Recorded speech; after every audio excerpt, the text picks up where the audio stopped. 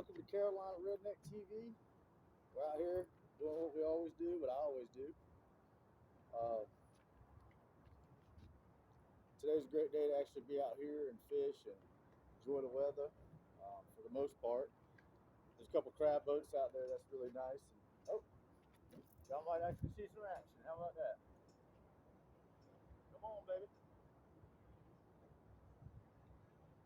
This is what we do. This is what I do. I enjoy it. I love it. I hope y'all like it too. Check it out. Oh, right out of his mouth. All right. You always want to, I come out here. I like to tie my own rigs. A lot of people, they use the standard double rig. I don't.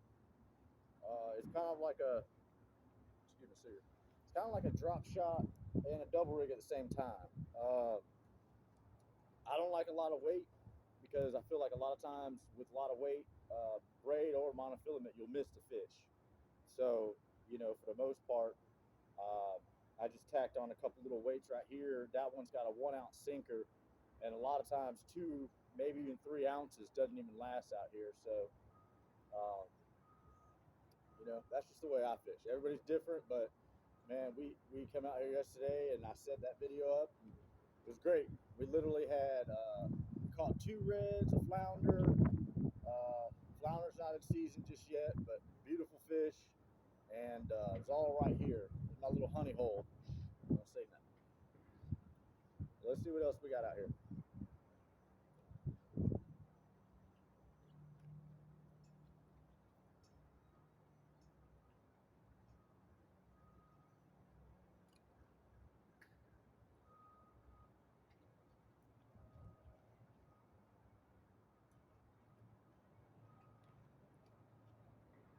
Most of the time, if the fish are active, it doesn't take long at all. I mean, at all.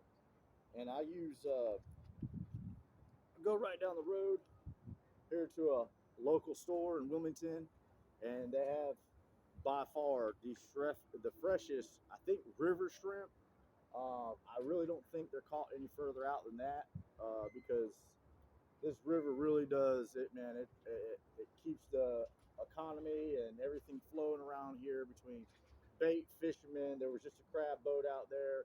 Um, a lot of these places, they just, they keep everything running, man, and it's beautiful.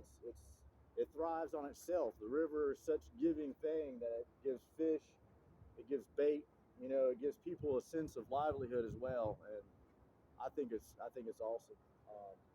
And to tell you the truth, I feel like this is one of the ways I can get back to it because we need to. We got to preserve these things, man. They're only here because somebody else down the line said, hey, it's a good idea. We need to keep it thriving. We need to keep it running. And, these ports been down here since the late 1600s in Wilmington, North Carolina. I love it. And I thank God for those founding fathers.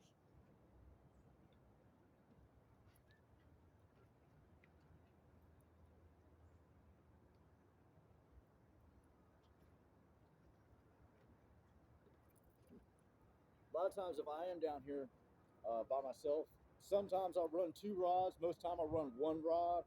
And the reason being is the action's just so fast. And by the time you miss one fish, the other fish will be right there. And it can get real hectic, especially when they're hot down here. This is another thing I like. A lot of people, man, they throw out them shrimp heads. The first thing they do, they pitch the tail, they pitch the head. I don't get it. I really don't understand it because I've caught more redfish on that head. Most people, when they cut bait, and I've noticed that they always use the head section. So why wouldn't you use the head section of a shrimp? That doesn't make a whole lot of sense to me. So that's what I like out here. I run a double rig the same way, like a drop shot with a double rig on top, and it hasn't failed me yet. So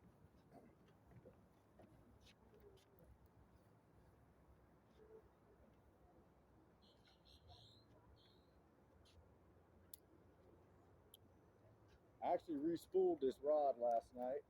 A lot of people, man, they want these $100, $1,000 rod and reel combos. Both of these come from Walmart, and not only that, some of the these rods have caught probably more trophy fish than most people have ever seen, and they're right there for the picking, man. You get your ugly sticks at Walmart. You can get this one. It's a grit stick, and they're identical. Same eye, same rings, same blank, glow tip, same hand. I mean, really, if you put them right next to each other, there's a little difference in the handle, but other than that, I mean, I don't know. I was always told, man, if it ain't broke, don't fix it. These rods ain't broke, and they do great, and I really, really enjoy them, and I thank God for Walmart too, because man, it's right up the road. You can get everything there, especially down here. They got a great selection at Walmart, man. I'm telling you what, like I seen a guy's video yesterday. He had a $17, $18 rod, man. It was a coastal tough rod. It was crazy. He literally landed like a, oh my gosh, 5, 6 foot shark off that thing, and it was just wow. I was like, wow, like didn't take him no time either. The rod held up. I don't know if he had the same reel on it, but if he did, I mean, more power to him. It's awesome.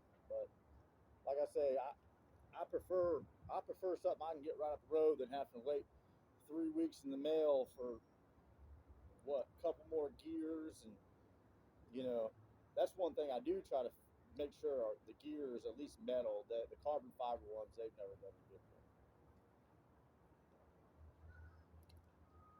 Metal, brass, bronze, whatever you want to call it. But oh yeah, by the way, please like, subscribe. I don't try to push that on people for the most part. I really don't. If you guys want to subscribe to the channel, go for it. If not, check out my videos. Throw a like on that would be great. But you know, Lord willing, everything will work out fine. It'll be good.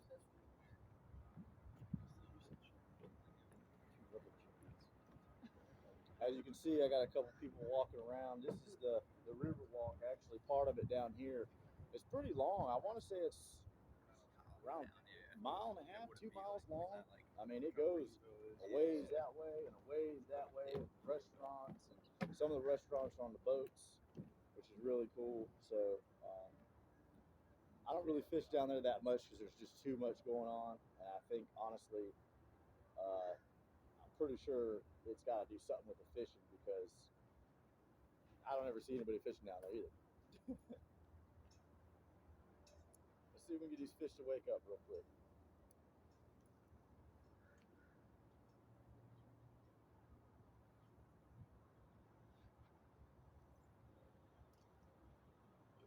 Excuse me.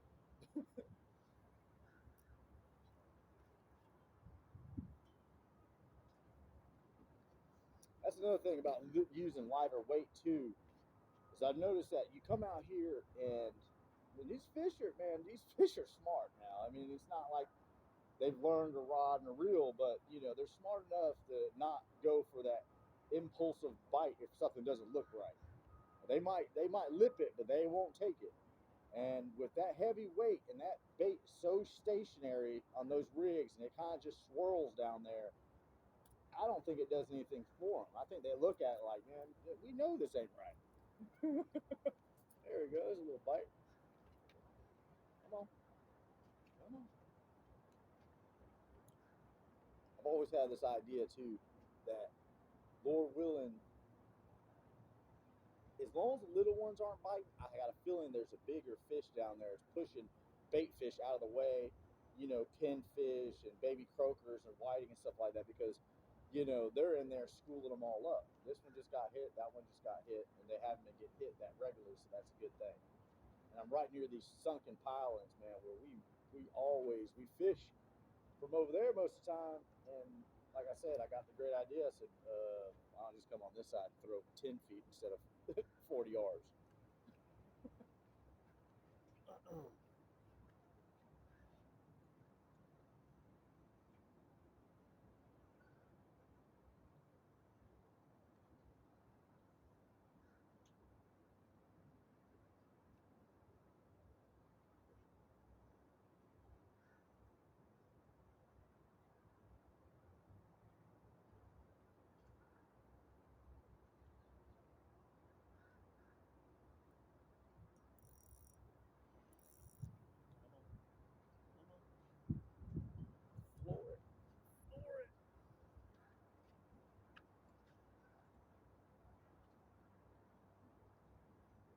do know one thing.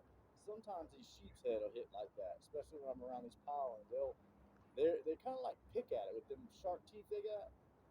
And man, I've seen guys on the pier before, man. Their whole freaking hook got just bit in half. I mean, they didn't have a chance because we use these light wire, but I like a 2x extra long cricket hook. That's what I usually use. They got the barb is a little bit thicker, and I don't know why, but they're tough, and they do better for me out here, especially when you get a little bit bigger fish on. You don't want to have that. Come on, I think he's about to sink it. Come on, baby. Unless it's a crab, but I don't think so. That's a fish bite. Uh, but that barb is really important, man. Some people they come out here, they want to throw a 1/0 on there. I've seen guys catch gar on 1/0 hooks. If you're catching fish anywhere between 1 and 5 pounds down here, which I would think is pretty average, for me it is, you don't need a massive hook like that. I mean, those things are really. I mean, you got to figure it's a solid piece of steel. And then if they get the aluminum hooks, those don't rust. So I do ask you guys, please don't use those in the ocean. Because the fish breaks off of that hook will stay in his mouth for the rest of his life. It will never rust out. It is really bad, man. Especially if he gets gut hooked or he breaks off and he swallowed it. It kills the fish most of the time. It really does. So, I always try to use long shank if I can. If I'm going after a bigger size fish, I'd say 5-10 pounds or better, especially like catfish. Sometimes they're here in the river, or I'm putting on the Carolina rig. Always use a circle hook. Circle hooks, self-set. It's like a 98% self-set. That's a nice fish break out there. And it's just one of those things where, you got a big bait out there. You're waiting on bigger fish. They take the hook. It'll circle in them. He ain't gonna swallow it, and all you have to do is reel. You don't have to set the hook to nothing. The reason I use these long shanks on these fish down here is because they'll do this. They'll nibble at it, nibble at it, nibble at it. Sometimes they're on there, you just don't know it. It's another reason for smaller weight. Because once he pulls that weight and he hangs himself, then you don't have to worry about him gut hooking himself. Come on. Let's see what's messing with this guy right here.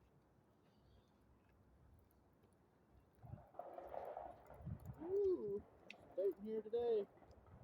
All right, so that's what's going on. Something was hitting it pretty high,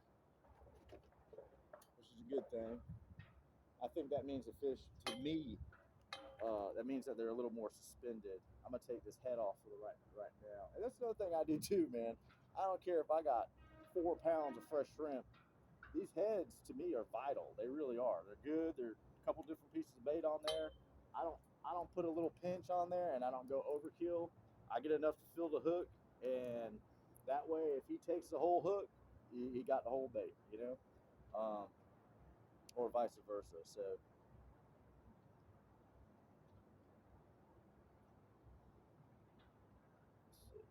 What I always do, I know I'm a little bit further back, but I run it straight down and I'll turn it, and then I'll turn the hook into it, basically like you would do with a rubber worm. And the reason being, you want to have that barb exposed enough, but not exposed enough that it's going to hang up on you. So we get another fresh shrimp right here. I cut him a 1/8 of an inch behind his neck. That way it keeps a little piece of meat on him. And then I usually go through the digits. You look at a shrimp, and I got more over there. You got your shrimp, and you got kind of your digits. That's what I call them, or basically where he kind of crouches down, and that always helps me out the most. That way I can pop it all straight off like that. Sometimes I'll throw a little extra on the bottom hook for like the tail piece or the head piece. And the only reason for that is, sometimes, man, you get those fish and they're suspended. They're hitting anything that falls in front of them. Those guys at the bottom, they need to be a little more intrigued. They gotta, they might come up on it and kind of taste it or smell it or whatnot. But for him to get it, some of those fish, it's good. It's good to have little bait fish, or it's good to have little baits, and it's good to have big bait. So.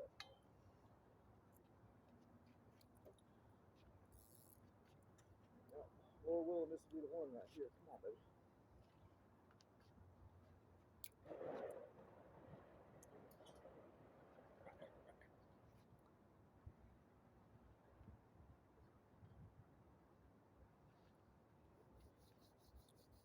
So what we're gonna do is I'm gonna turn it off until, Lord willing, we get us a fish on, and if not, you know, I'll at least get us a video of something good down there.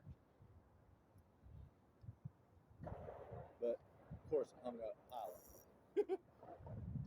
Thanks, y'all. I appreciate it.